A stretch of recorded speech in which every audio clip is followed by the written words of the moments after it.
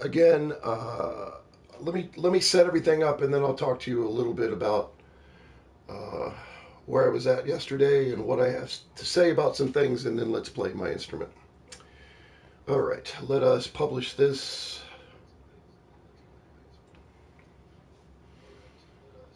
And then we will get right to it.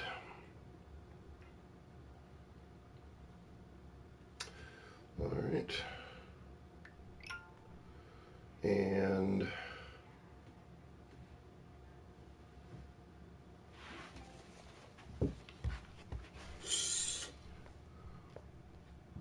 let's see. All right.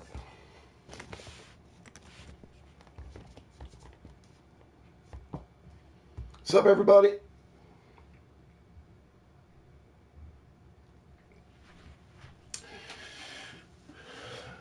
So, yesterday I didn't play from my room like I usually do, and the main reason is I stayed up late Thursday night. I stayed up late last night, and I just I can't believe what's happening to our country, to my country right now. Um, I'm sad, I'm disappointed, I'm ashamed, I'm angry. I feel like we should always err on the side of empathy. We should always err on the side of fairness, equality. Um, don't don't assume that you know. The only thing that I truly know about the lives that non-white people live in this country is different than the life that I've lived. And the only thing that I really know is that I don't know. Okay? But I can care. And I can be your ally, and I can be your friend, and someone that you can count on to care. And that's what we should all do. And all I can do right now is play my little horn. And that's what I'm going to do. I'm just going to keep trying to make some beautiful things happen in the world and do a little self-care with myself at the same time. All right? So let's do some of this. Let's actually go back one more.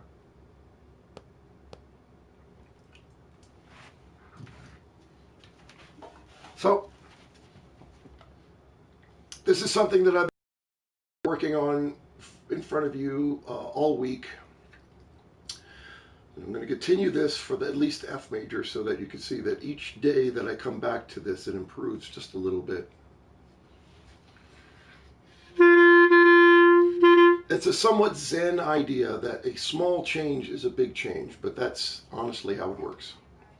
Okay, if every day you're 1% better than you were the day before, then in a third of a year, you're going to be 100% better than you were when you started. Okay? You have to be patient.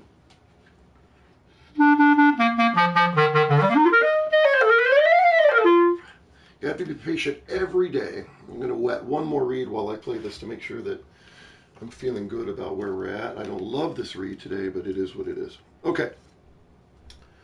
So, we've talked a bit about going over the first break here, this 12th interval. Okay.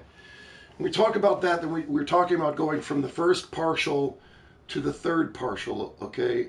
In a regular instrument that's not this instrument, if you hit the register key right here, it will be an octave. For us, because the clarinet operates as a stopped cylindrical pipe, it's the only instrument that functions this way, we skip every other overtone. That is to say, we skip the second overtone and we go straight to the third partial, which is a 12th, an octave, a little bit more than a half. So instead of getting something that sounds like this, which is what every other instrument will do when it breaks a partial, is go straight up to the octave, we go a 12th, right? You probably know this, but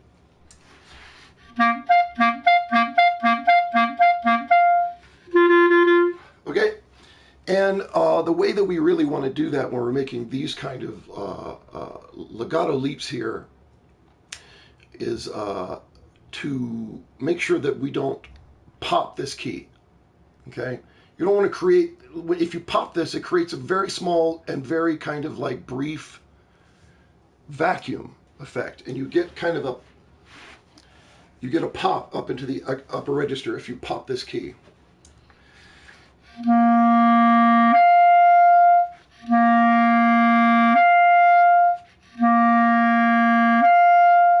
It's fine, it's okay, but you don't want to have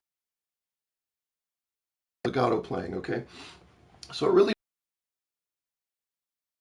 break the partial. You just kind of have to vent a little bit. That's not to say that I don't open it up, but I want to squeeze my thumb rather than pop my thumb. I want to just kind of gently squeeze it. It's going to work.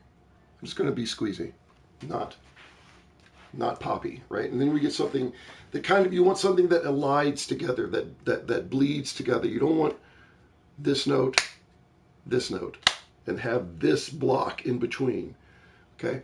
If you've ever done any video or audio editing, there's something called a crossfade. That's what you want. You want to create a natural crossfade from one note to the other. And the only way to do that, besides using good air and good voicing, is to be gentle with your register key and just vent it. Don't open it, vent it.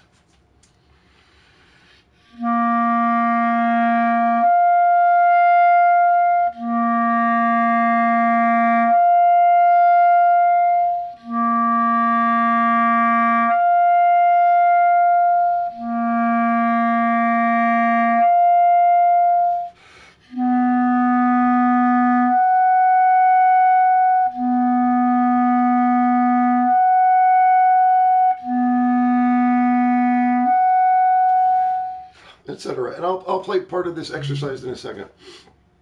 Now, one person online asked me about using a half hole up top, and I use half hole exclusively as a technique, pretty much.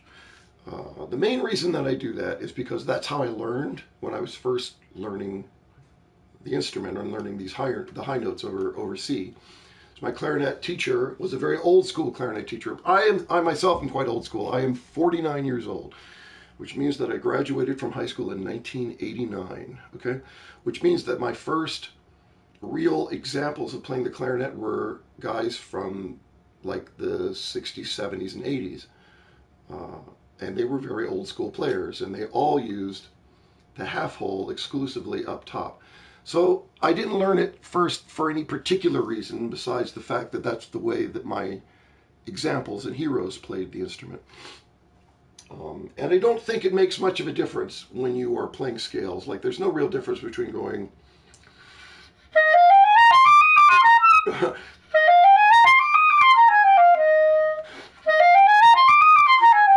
or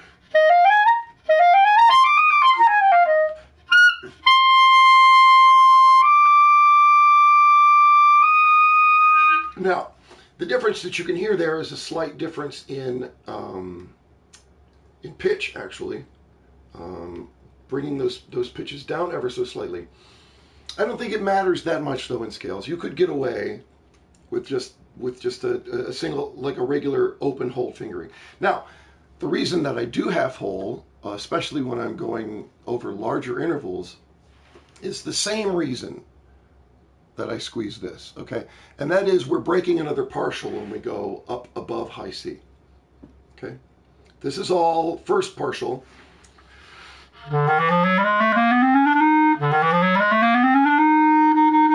This is all third partial. And once we get to C sharp, we're breaking another partial. We're going to the fifth partial. So this key here that I'm leaving open is actually just another register key, okay? Opening this register key forces the break up to the third partial.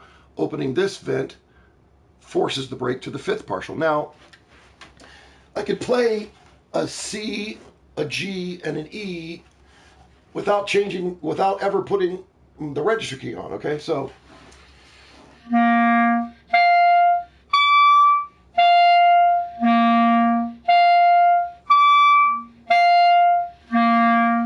now, none of those sound as nice or as in tune as if I'm actually using the keys that I'm supposed to use.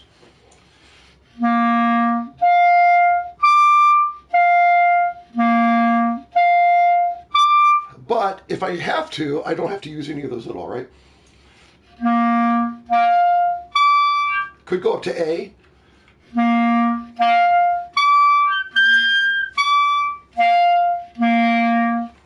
I'm not changing my fingers at all there. I'm using that all as an internal voicing thing, okay? So,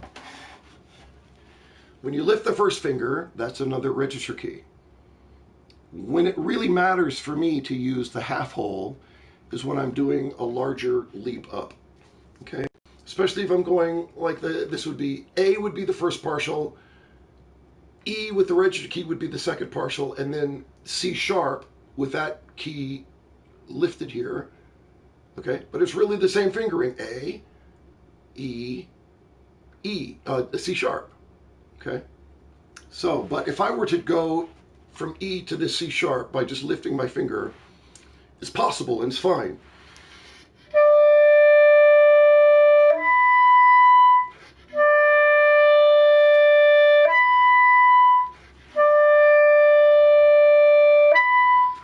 Okay, I can make that happen, but if you hear there's a slight little grunt in the middle,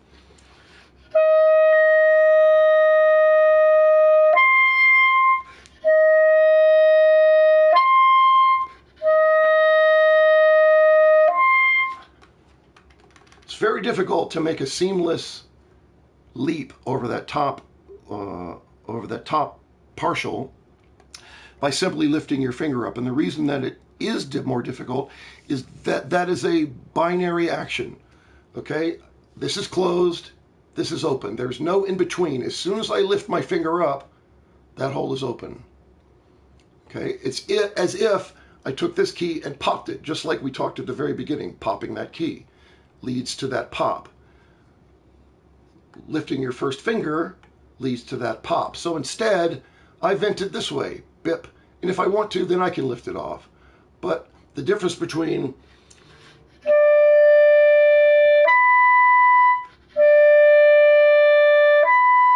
and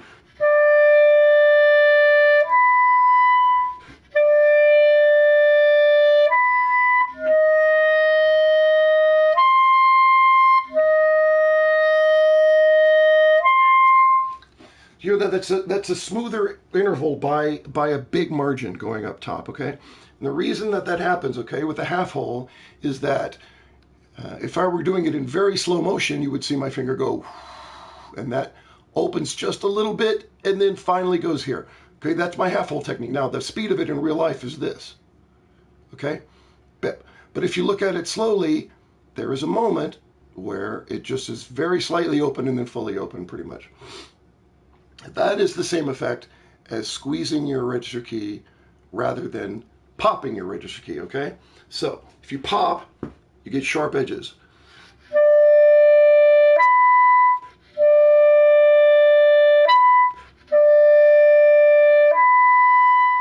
Even when I'm trying to do it well, it's very difficult, but if I just add the idea of a half hole,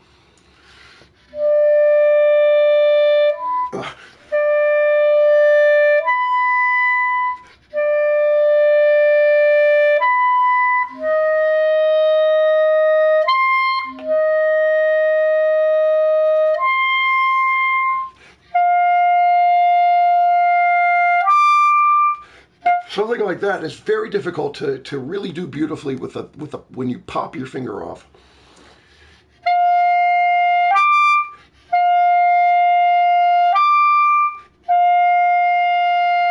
You really have to get it exact if it's going to be beautiful. But if you half hole that interval,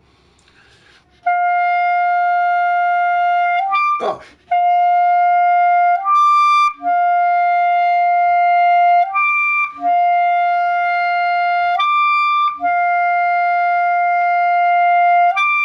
Okay.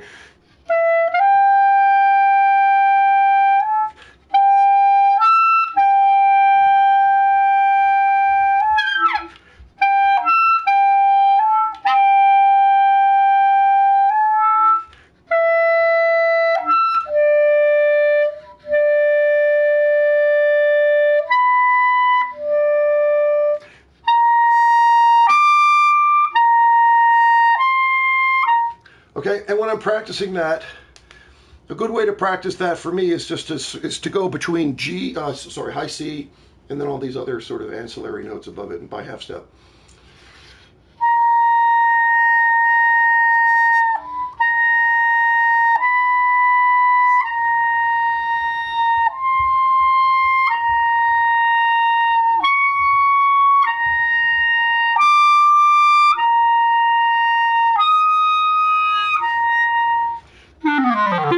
Now, as you can tell, it's not that easy, okay? I haven't, like, especially just like warming up, but this is another thing I'm going to add into my practice for the next few days. And you'll see that day by day, it'll get better and better, okay? Well, that's a very different one. So let's look at this very first one more time as we get ready to continue on, okay? This 12th exercise.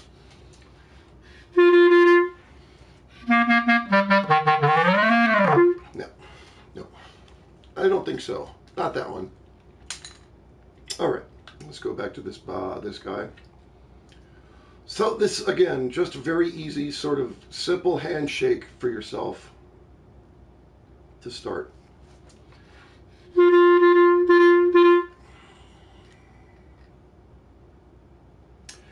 Aren't you glad that you have an instrument that changes a little bit every day? That's the best part about playing the clarinet, is that it's never quite the same every day. Okay, so that very smooth interval, right, is what we're looking for. Squeeze that, change your voicing from an ah to an e, and just let all of those let each tone of each note be as ringing, as beautiful, and as vocal as possible.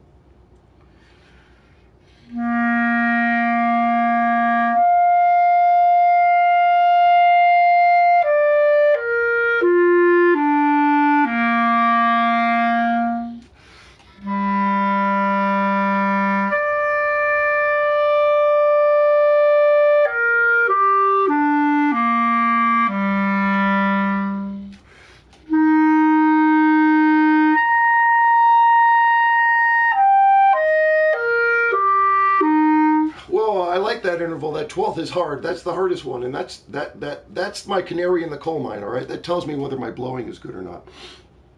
And oftentimes, when you do that interval, you'll get a subtone. You'll get a multiphonic that sounds like this.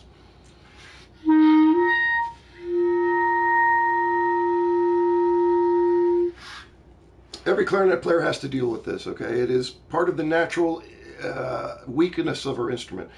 But you can learn to compensate for that, okay, by learning how to manipulate this at will yourself, okay? So how I like to practice these high ones that tend to get a subtone multiphonic is to create that multiphonic on purpose and then take it away, and then put it back in and take it away, and put it back in and take it away. So that my internal self, my voicing and my breathing sort of naturally figure out where they're at. So I start with the pure note, add the multiphonic, take it away like this.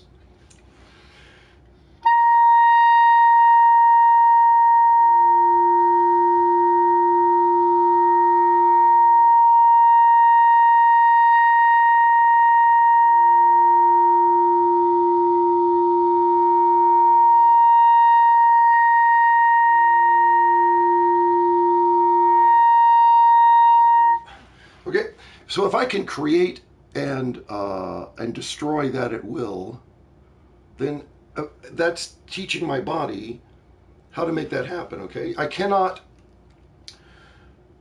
sit there and think, okay, move your tongue up, move your air a little faster, do this and that and the other. You don't want to. That begins to add too much. Yes, of course, all of that goes into it, but I'm not really thinking about any of that anymore. Okay, because my body knows what to do. I've listened to it enough, and I've given it enough clues, and this is one of the ways to do it. Let me do it on B now.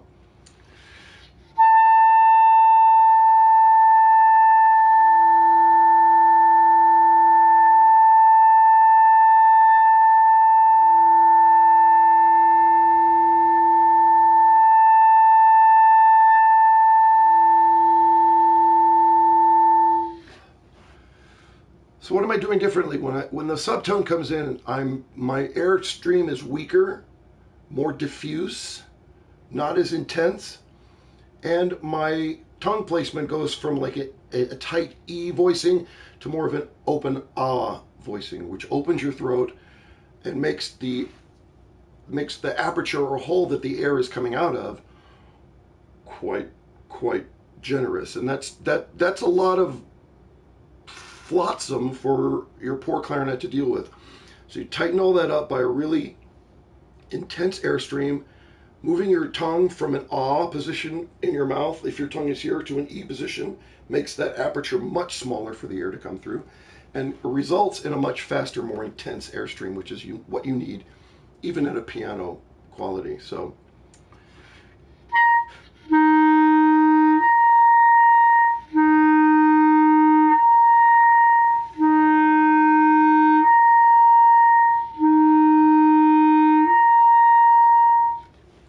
if you're consistently making those upper level 12ths without any guttural sound as you go over the top, then you're cooking.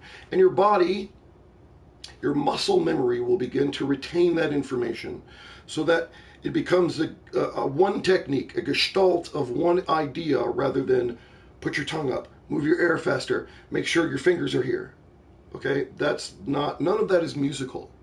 All of that is very technical. And that leads you to think about so many different things at one time when you should be thinking about one thing. Okay? Everything is all about efficiency, if you can make it that way. Let's bust out some scale action, all right? Yes, sir. Here we are. So, as always, under tempo, I'm at 80. Metronome is on with the subdivision, eighth note subdivision. I always have eighth note subdivisions on the lowest dynamic marking. Tempo marking. And I'm just going to go through every mode in this scale for 2 octaves, starting on low E and going all the way up to high F, in the key of F major, 1 flat. Okay, so 2 octave F major scale from tonic to tonic would sound.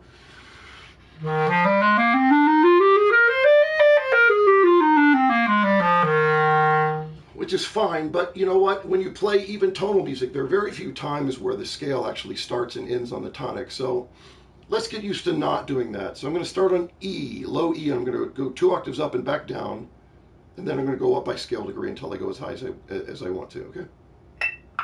Scale, subdivision on, very even, very resonant, very beautiful.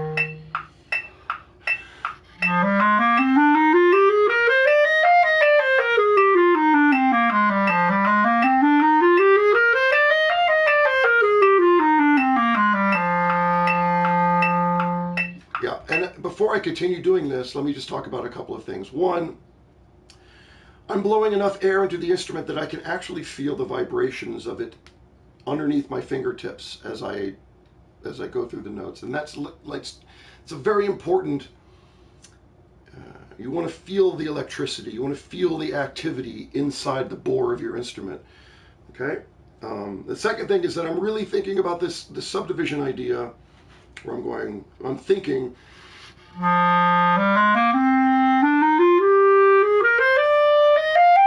Or whatever.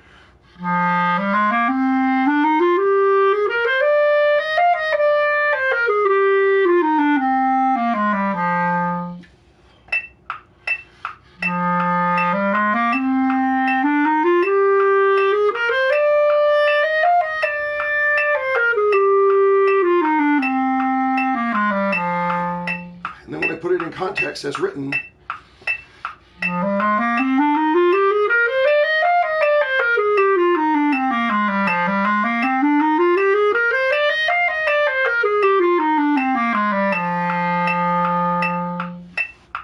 it ends up being roughly even, okay? So I'm thinking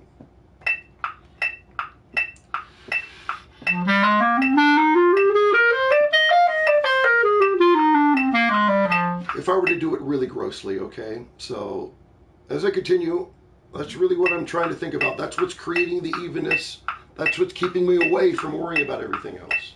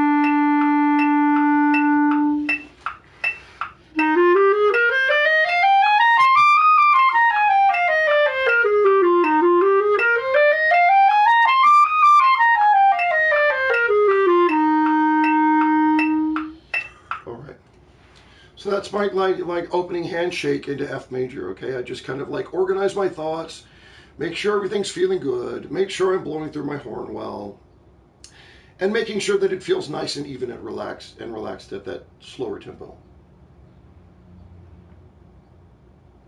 All right. So now let's get into it for real, shall we? By the way, if you are the person who contacted me about half-hole technique, I did talk about that earlier. I'll talk about it again later, but if you missed it in the live broadcast, you can catch it. It'll be up. They're always right up after this. Okay. So as always, I'm starting at 100. It's a nice fat number. Okay. Today my goal for my scales is 150 on the metronome, which is here. Okay. And 130 for everything else, which is pretty quick. Tomorrow I'm up to full speed, 160 and 140. But as always, you start back at the beginning. Beginning being 100. I'm going to try to play 4 iterations of this scale in one breath.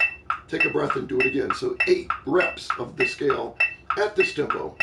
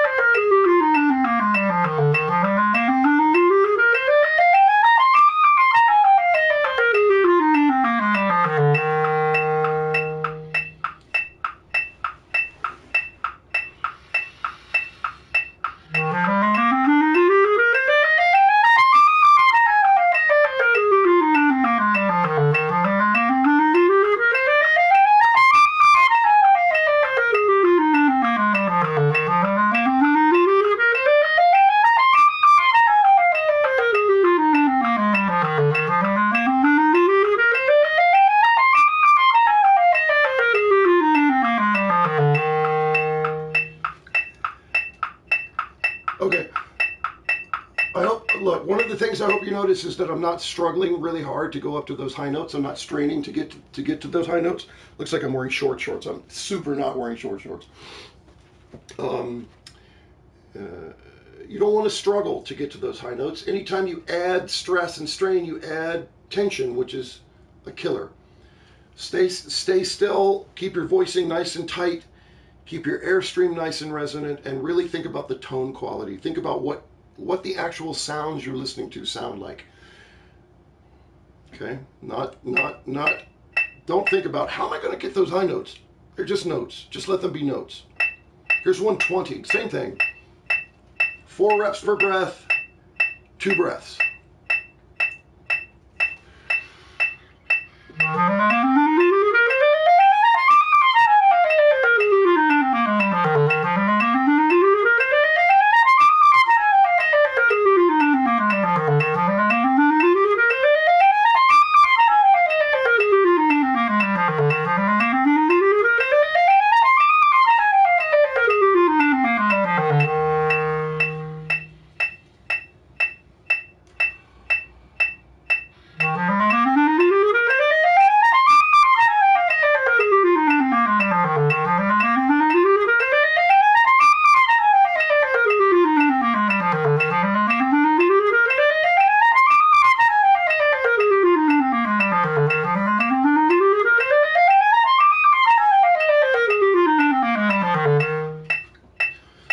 bad overall. Okay, again, the speed is fine. Like I barely am noticing how fast it is. It's not that fast yet. We're getting there.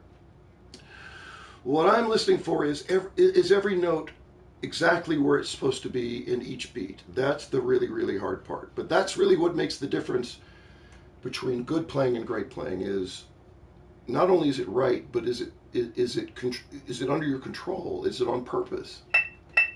140, same idea. Just keep it under control. Extrapolate all these ideas up one level without thinking about the speed if you can.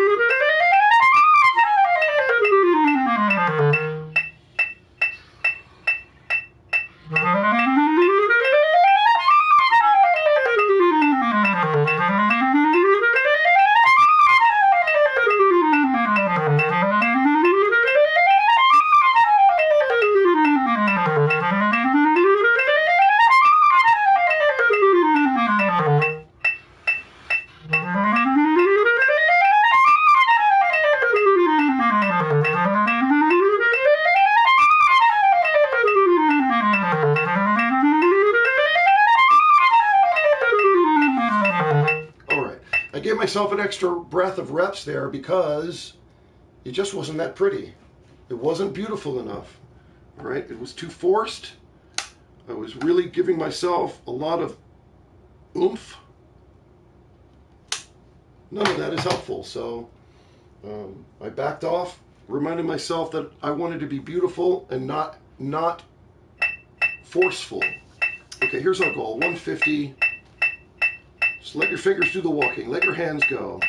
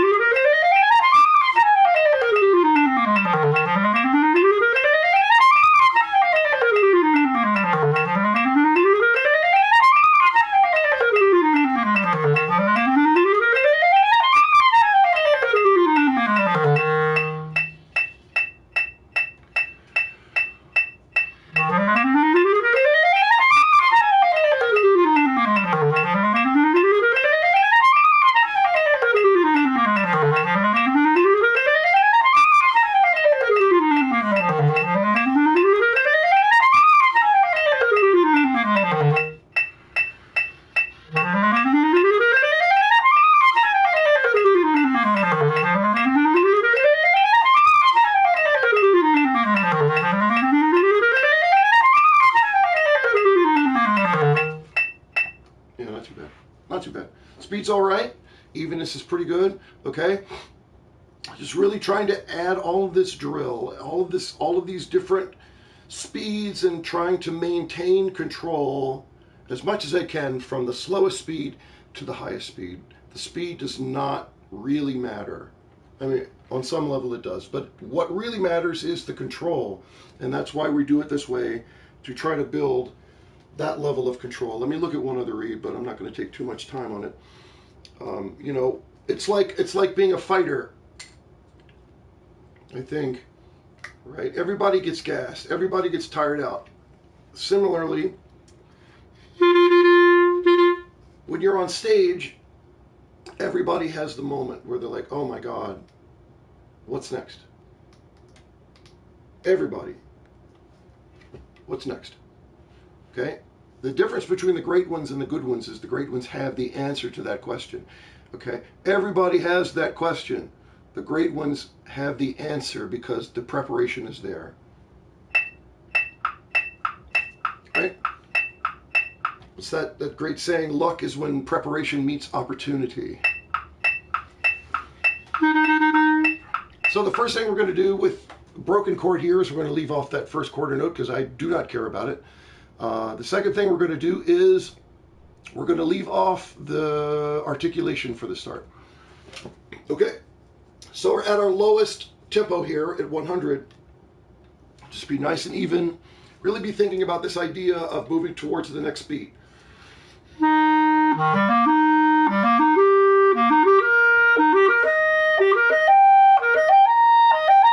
Okay, and then is what you're looking for, this really pearly, beautiful, clean, even technique. It only comes by that subdivision.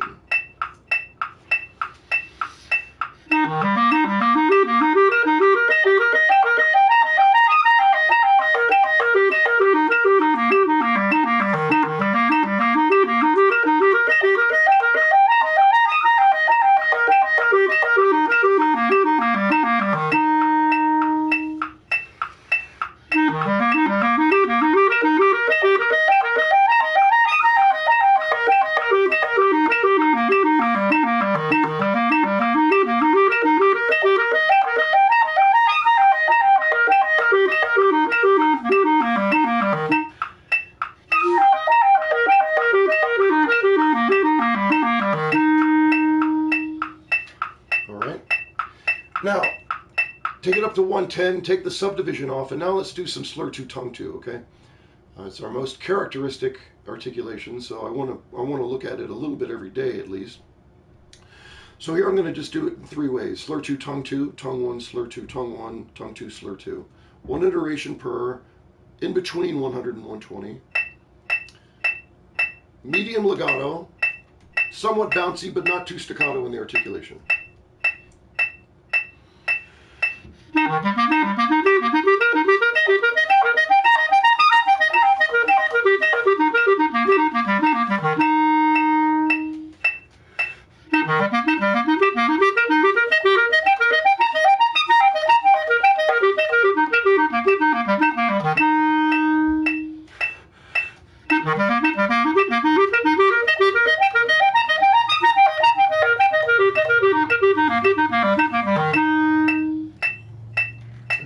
Okay, don't get too bound up in your articulation. Articulation is really just talking on the reed. Dia, da, da, dia, da, da, dia, da, da, is all I'm doing.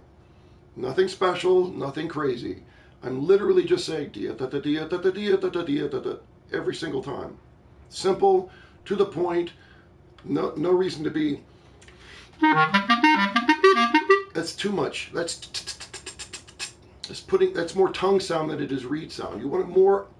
You want more. You want as much of the note to sound in between your articulation. You want more note than you want articulation. So spread it out. What does the word staccato mean anyway? It doesn't mean short. It means separated. Anything not separated about those two tongues and the slur 2, tongue 2? Not particularly. Don't make it too complicated. All right, taking the articulations out, just moving for speed now, looking again for evenness, looking for no blips between notes, very clean, very accurate, very beautiful.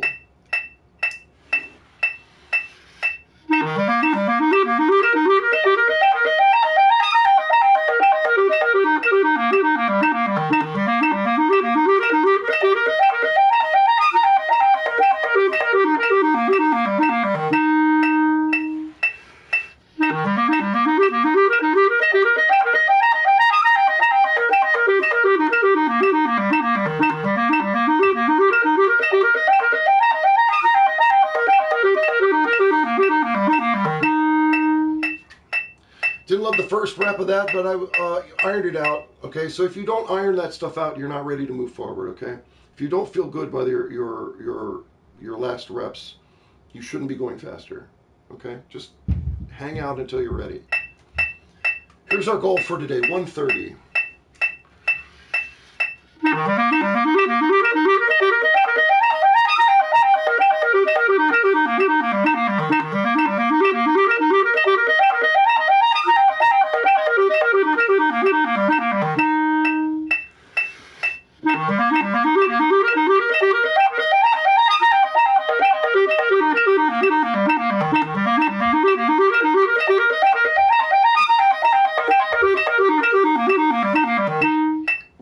Yeah, getting there. Okay.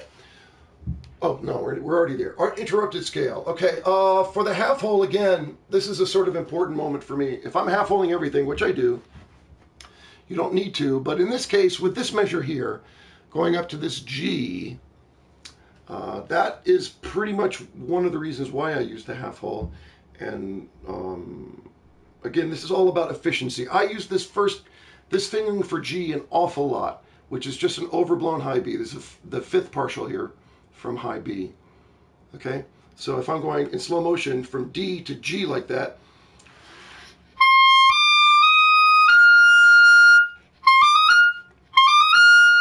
now it's not one that I would use for a melodic note particularly. It's not. I wouldn't use it.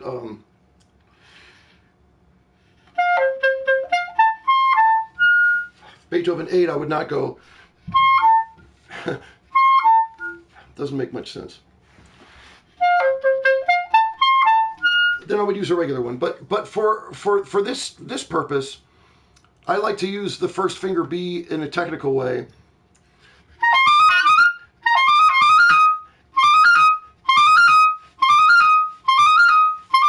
That's my fingering for that. So if I'm going between the F and the G and I don't half hole, then I'm going to have to do this.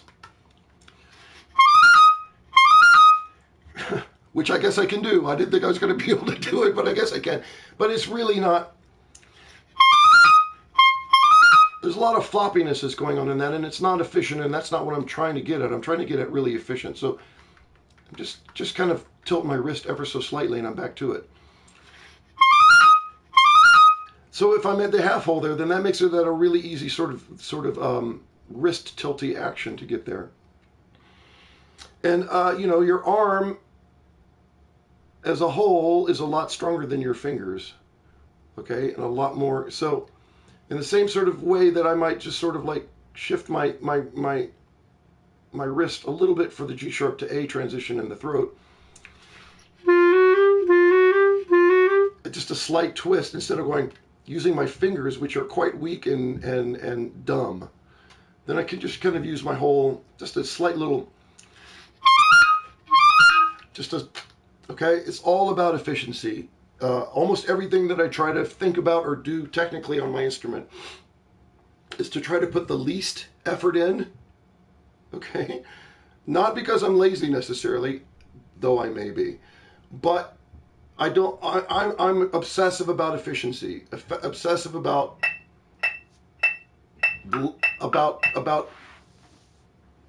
taking away excess motion and excess tension. All of that kills you. Okay? So here we are at 100 with the subdivision on. We're going to do 2 reps of this, take a breath in between, of course.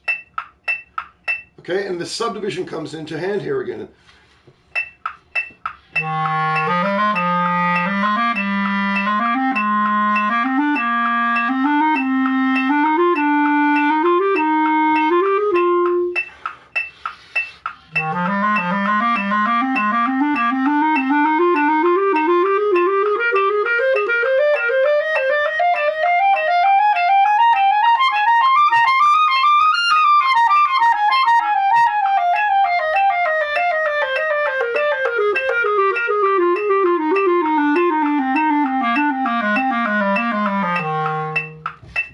I didn't mean to go on, but it was feeling good, so I did. So, yeah, there was one other thing about that high G fingering I was going to mention. Oh, yeah. So that also keeps it in the same partial. Okay, we don't have to break up to the 7th partial to get to that G, okay? All of these fingerings that use X, once you get past this F, you start to use these, then we're using another register key to get up there. So these are all 7th partial Gs. There's so many different ways to finger G, it's almost unfair, but the first finger is still my favorite in technical spots, and I use it as exclusively as I can. Again, not for melodic ideas, but for technical ideas. So let me put it again in here, keep it in that partial. We don't have to worry about this whole weird thing about going.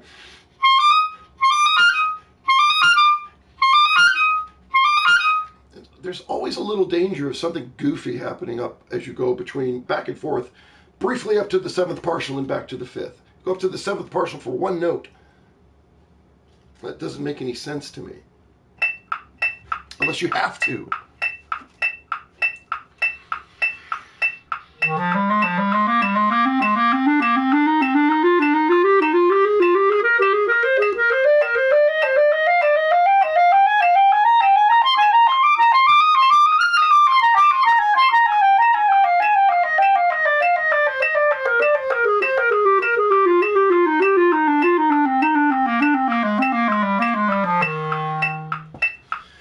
anything, I gave a little too much body English up top there, but that's okay. Let's do this again. Same idea, up to 120 now.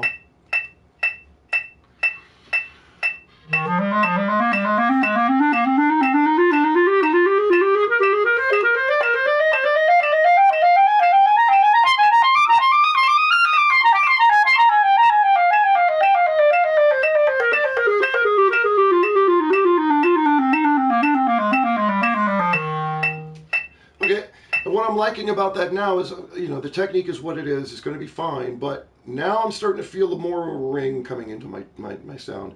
After this 40 minutes of work that I've done, roughly, now I'm starting to feel like the resonance is getting to be where I want it to be. So, you know, again, not thinking about these things in a technical way, but in a musical way, makes a big difference. You don't want these to just be purely technical exercises. That makes no sense and does almost nothing for you.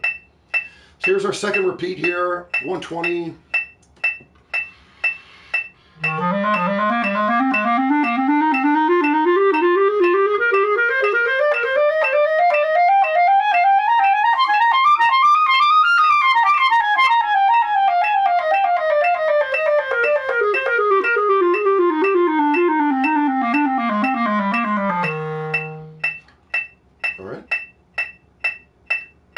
Here's 130, here's our goal. Once again, when I'm doing this part of it, you notice I have no music in front of me, right?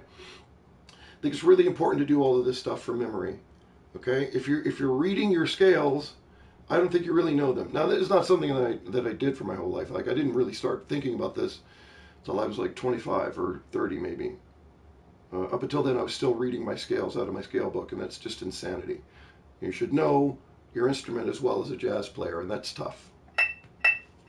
Okay, here's 130. This is our goal for today. Just keep it easy, keep it beautiful, keep it even.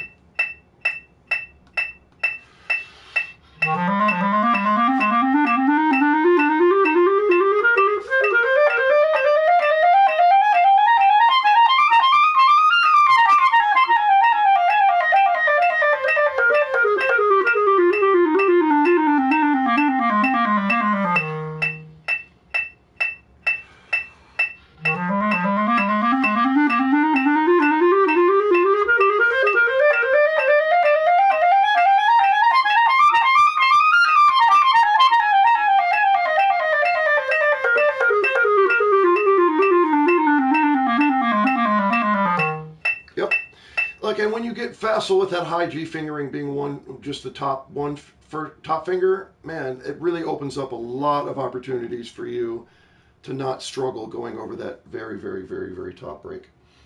All right, let's go back and finish off our scale work part of this with these thirds. I'm not going to be concerned about the articulation because we've already laid that in with our arpeggio. So I'm really just going to go for the notes here and try to be as even. Once again, I'm using the same subdivision.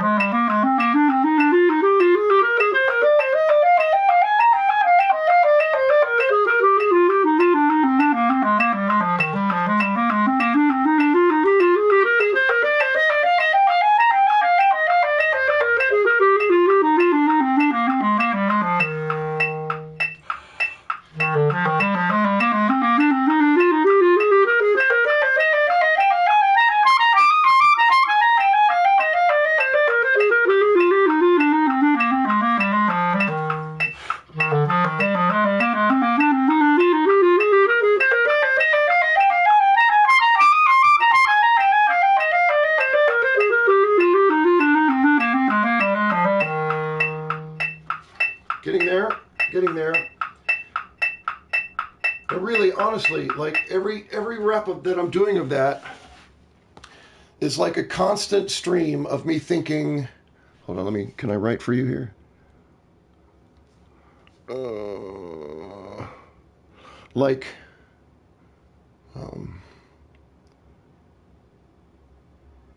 To that next, whoops. I went backwards. Hold on. All of this is backwards for me, so it's a little difficult for me necessarily to... shit. All right, let me write here real quick. Erase, blah, blah, blah, blah, blah. So...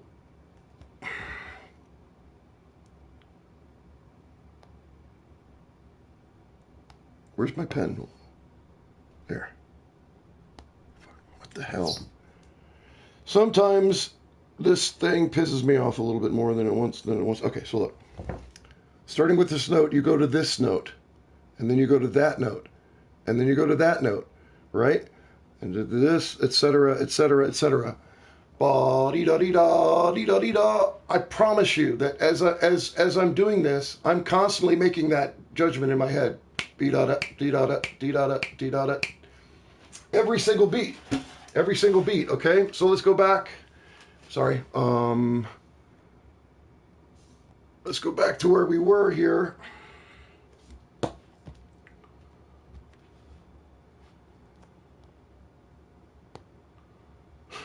God damn it. There we are. So, still doing it with those subdivisions in mind. Second iteration at 120, or I guess first time, 120, taking the subdivision off. Yes? Where's your phone? I need it for Pokemon Go. Where's my phone? You need it for Pokemon Go. Yeah. All right. Thank you. You say hi to everybody. Come here. Hi. There you go. You can see. There you go. This is my boy. This is Saul. What's up? Hi. Here.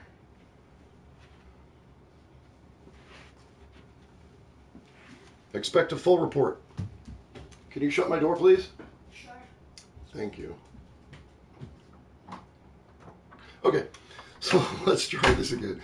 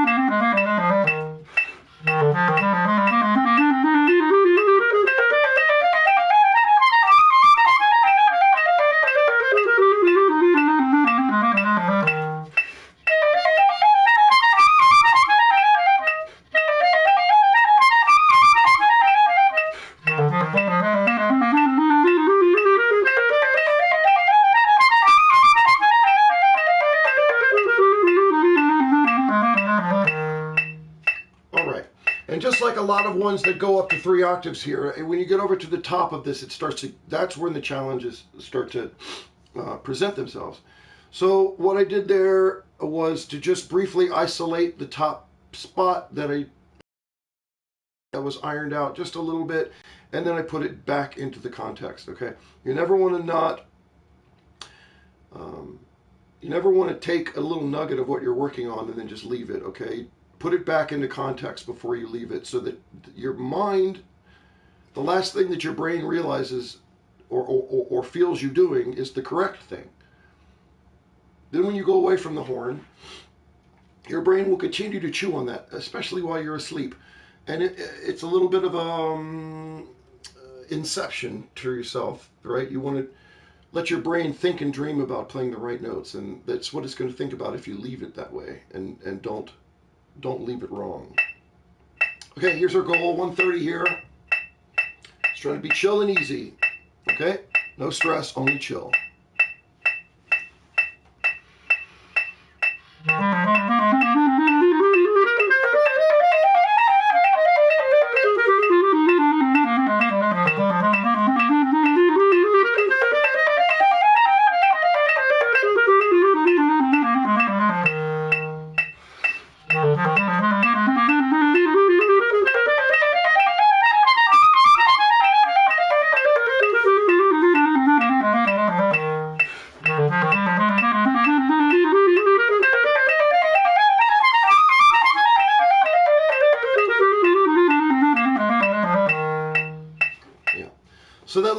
like extra schmutz that I did for myself, the extra couple of like miniature reps actually paid off into the subsequent elevated tempo reps. Okay, all of these things will work themselves out when you're thinking about it musically, as long as you're disciplined. All right, let's move on. Let's move on, shall we? We shall. Let me adjust.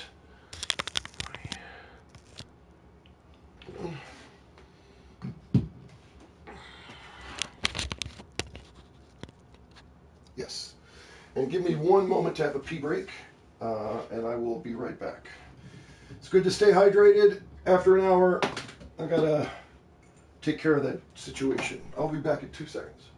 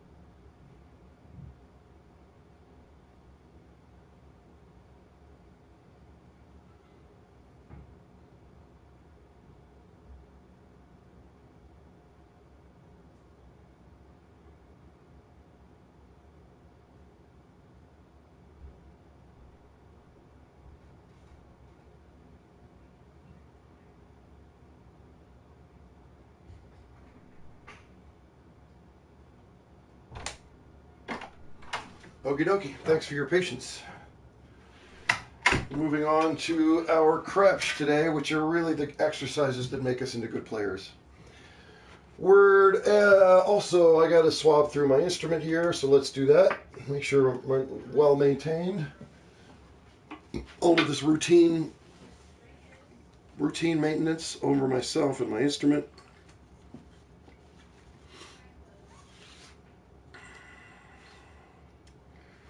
By the way, some people have been asking about my equipment. I play on fairly specific equipment, but I'm not a gearhead. Okay, I'm not somebody who talks about or thinks about or cares about mouthpieces and instruments and barrels that much. I found something that works for me and I used it. So I'm playing on a Guy Hadash. This is a B flat that was made for me. Barrel is Guy Hadash. The mouthpiece is let's see if you can see it. It's a Jim Pine Bel Canto mouthpiece. Play on Van Doren, V12, V21, and Roulepeck, all number 4 reeds. And I used this stupid ligature. Where'd it go? Where'd my ligature go? That's what I want to know.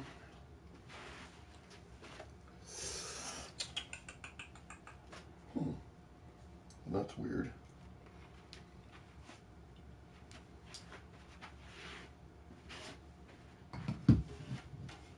Where the hell? That's a problem.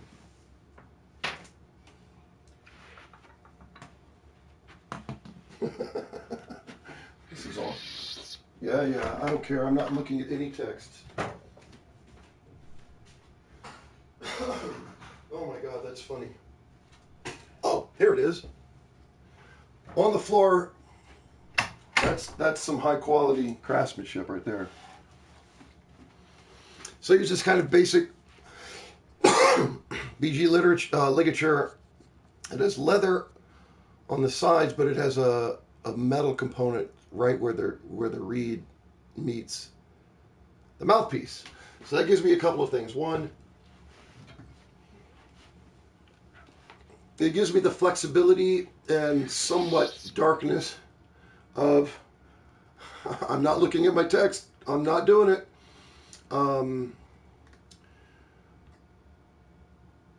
it gives me the darkness and the flexibility of a leather, and it gives me a little bit of the ping of a metal. That's what I want. I want that mix.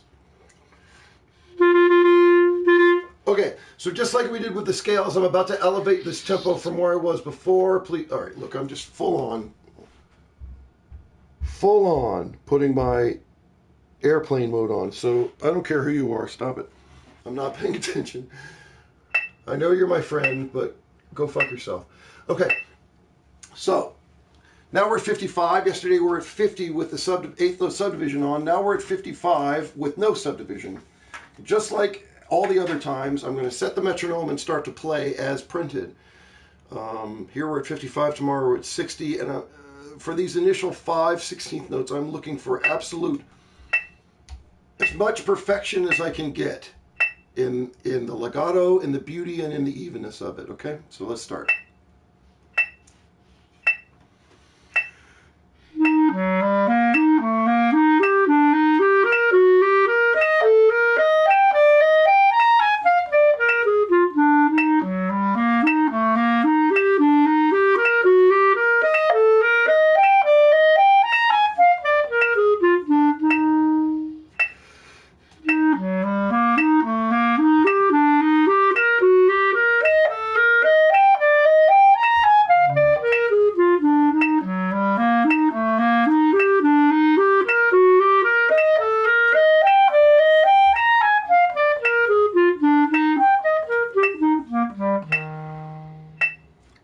Right. How simple is that? Quite. But not really, okay? I'm really thinking very hard that all of those 4 reps about, is that actually legato? Am I going over the break really evenly? Is that really seamless? Is that all where it's supposed to be? Am I rushing the metronome? All of those little thoughts are going through my mind, and I'm in a constant state of evaluation with these. You want to play these like you have to, like your job depended on it, okay? Like you're playing these for an audition in front of a committee. These are excerpts from Beethoven or Brahms or something. The same level of care that you would for something like that.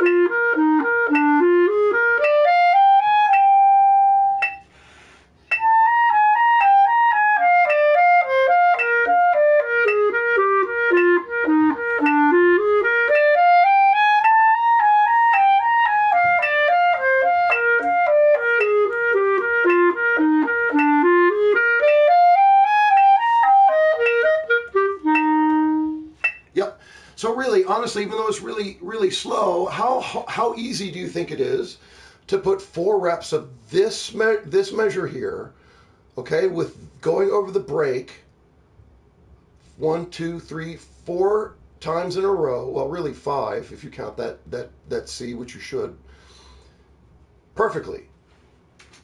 You know, how easy do you think it is? Excuse me, my dog wants to be let in. Hello.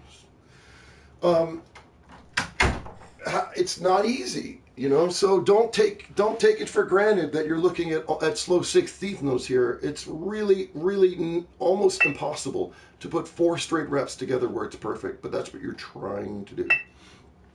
With love, of course, 55. Same thing, just over the break here.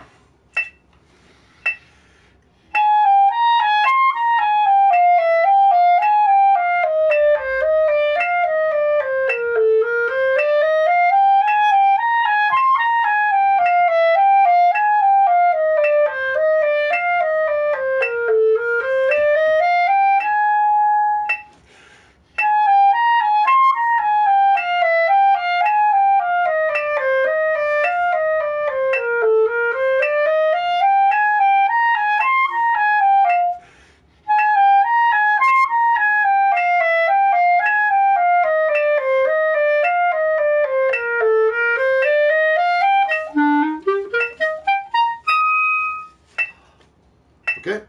Don't let yourself fall apart during one rep. Stop yourself. Just take it again. Everything's good.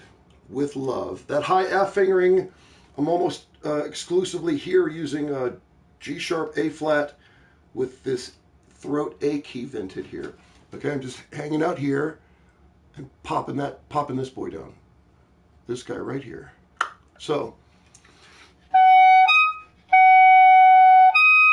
it's actually not a terrible way to just regularly to go from A flat to F. But in this case, it's a nice feathery in-tune F that I don't have to worry about any extra fingerings on. Why not? Okay. Number 56, I do a couple of different ways. The first two iterations during the first breath, I separate these slurs quite a bit. Then I take a breath and I try to put them, I still put the articulation in, but as connected and legato as possible. So first, more staccato. So the metronome always on.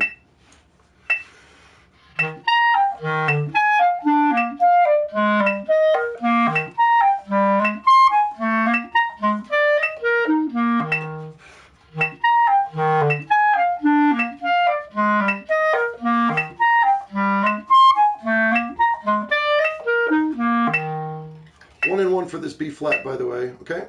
Then the second measure, D, B flat. Okay, now more legato.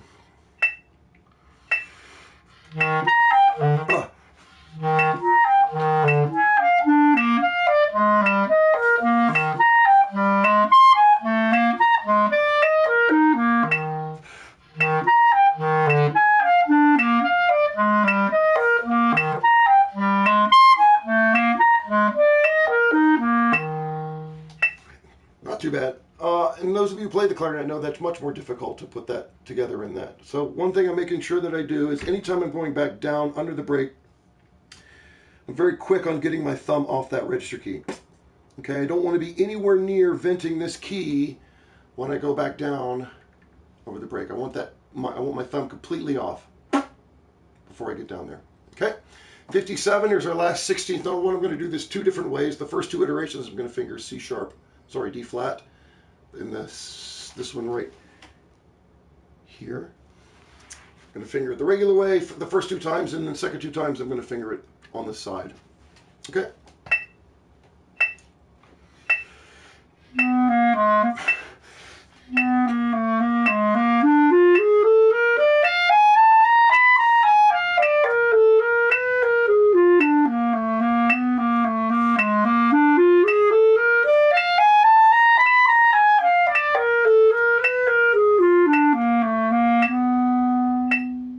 No other side.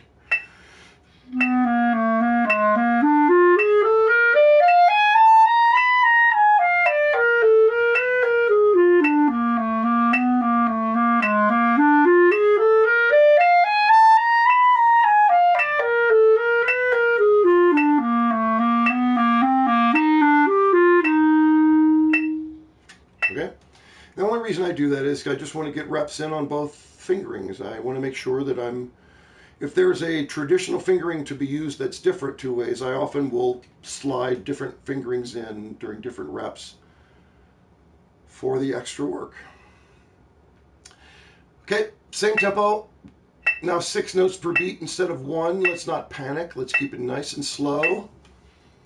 Try to drag the metronome. Use every microsecond of the beat to fill up the notes that are supposed to be in that beat. Don't rush. 58.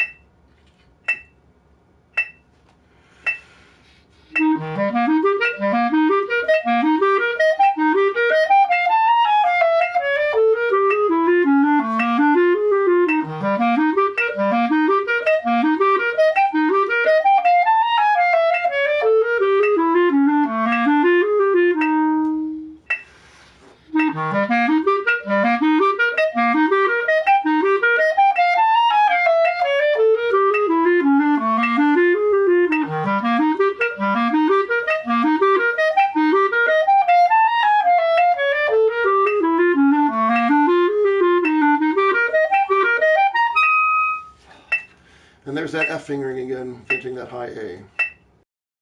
It works. We use it at the end of the page too. All right, here's 59. Again, keeping it beautifully even, really slow to the metronome if you can.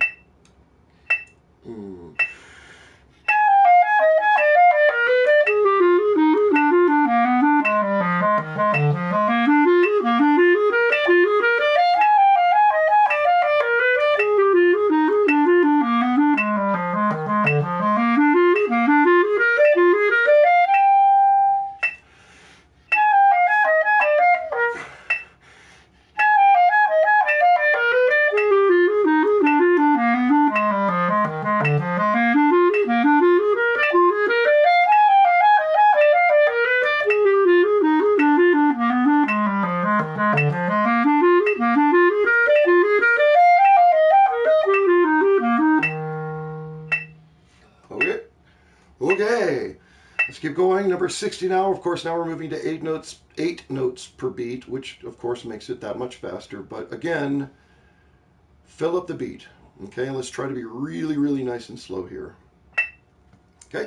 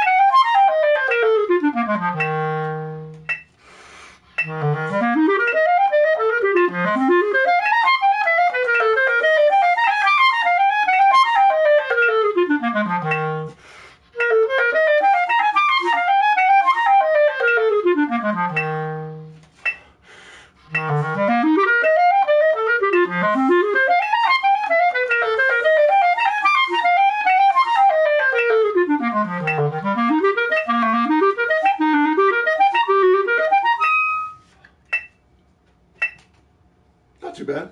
Not too bad. Okay, so look, the really hard part is to like be slow. Okay, it is fast, but man, you want to just line up all of those notes within the subdivisions where they're supposed to be. Let me back this off just a little bit so you can see this top.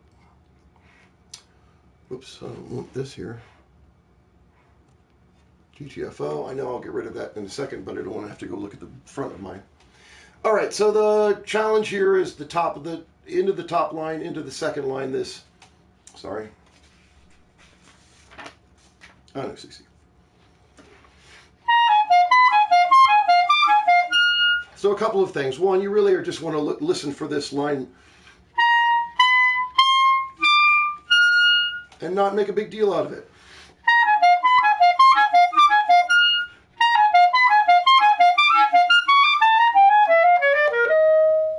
And again, I'm half-holing throughout that. If you missed what I talked about with the half-hole, there's a lot about it earlier on. It's there.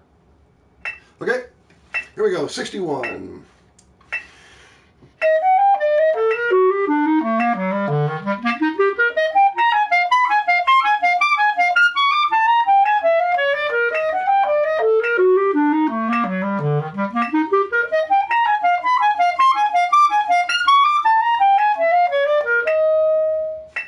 Yeah, not bad.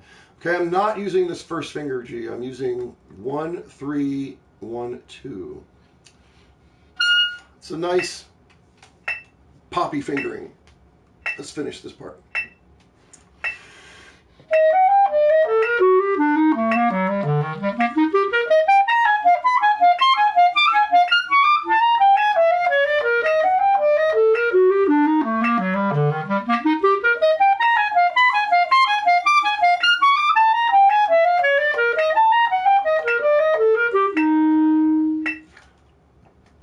I like a lot of that. But what I really like about it most is it sounds beautiful. Like the tone is working out for me for the most part. Articulation is not too short. It's nice and lively without being pecky. Lots of resonance and notes. Even when it's short, that's what you want to get. Err on the side of too much note. Okay? Too much note in articulations instead of too much tone. All right, 62.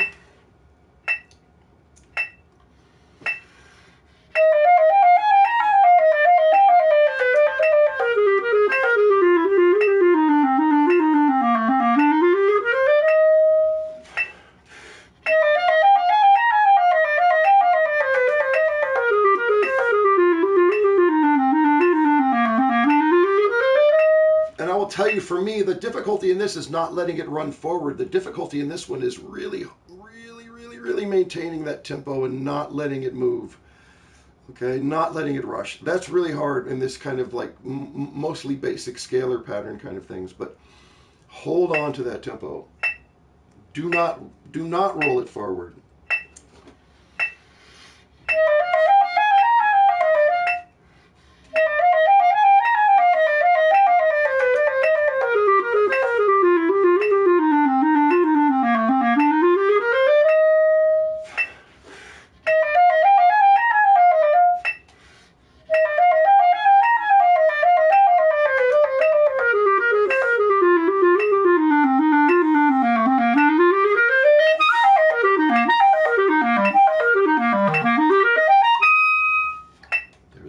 Again. All right, now here's the only time I'm going to move my metronome slightly because I want to match this the shorter notes, but I don't want to match the subdivision. So I'm going from 55 to 37. I'm putting a triplet on, and that's going to give me the same subdivision. 30-second notes should remain within a percentage point the same speed. I could, listen, it's 36 and a half or 36 and 2/3 or whatever, but I always put it to 37 because why not? Let's go faster than slower. It's so microscopic, it doesn't matter.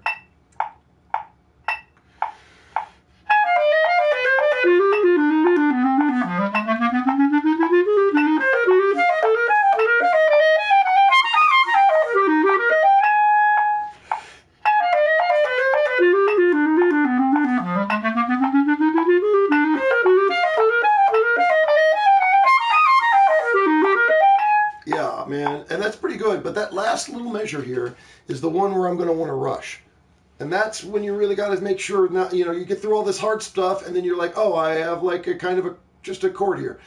You know, what is that? F, shit, D minor? No, fuck it. Anyway, doesn't matter. Basically F major, but with the added D there, but diatonic, you know, rather than all this chromatic stuff. And that's when my guard lets down and I'm like, let's get to the end of this. Don't do that. Just maintain that discipline all the way to the end.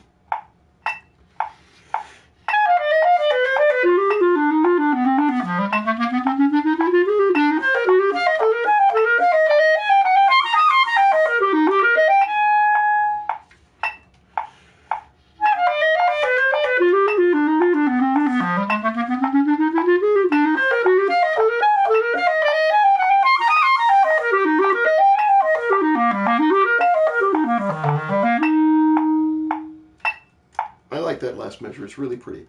Now I'm just going to use this last Alberti section as an opportunity to start to just test myself to failure.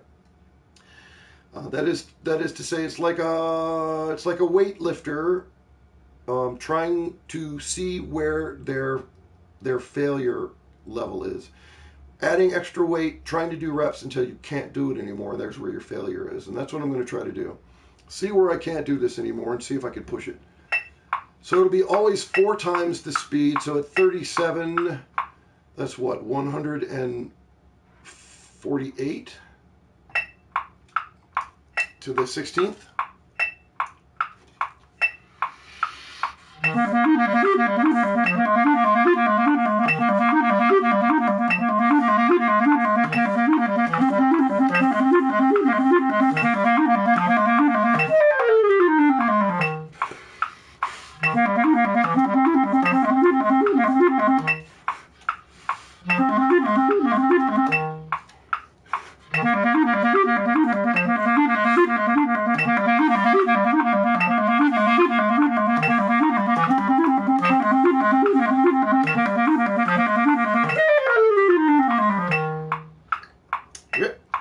So now we're at 40, that's going to make it 160.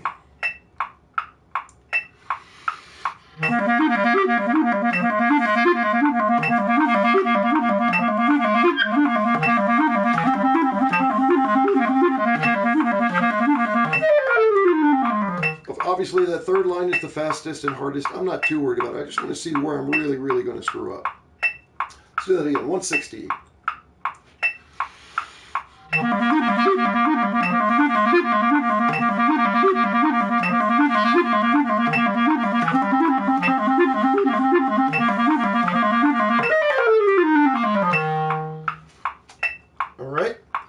45, which is going to make this, what, 180 to the 16th. This will be starting to fail.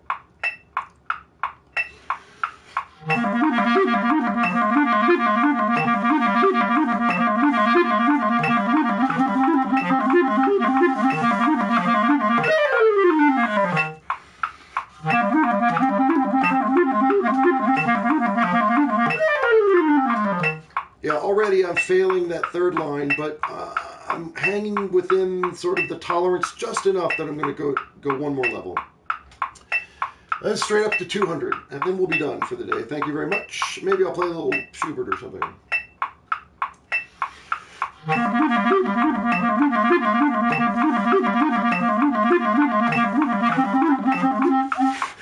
See, that's a fail. Here we go.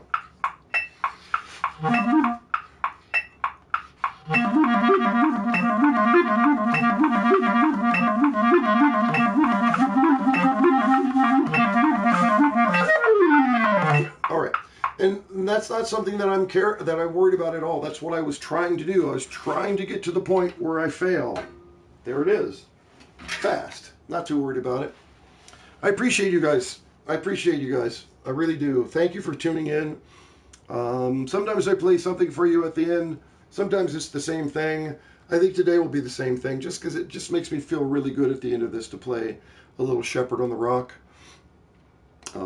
This is the opening to a very famous piece by Schubert for clarinet, piano, soprano. Opens with this lovely clarinet solo like this.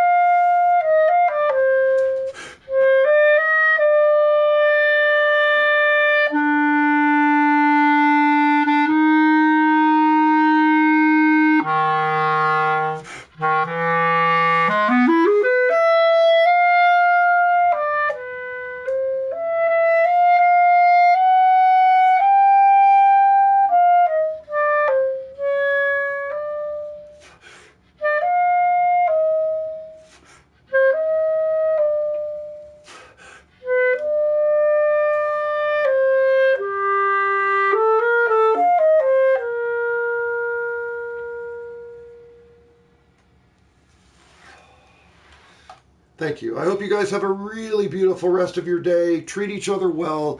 Treat people who are less fortunate than you even better. Love each other and just be our own love and leadership. Don't worry about listening to leadership from above. It ain't coming. Okay? I'll see you guys tomorrow. Thank you. Bye.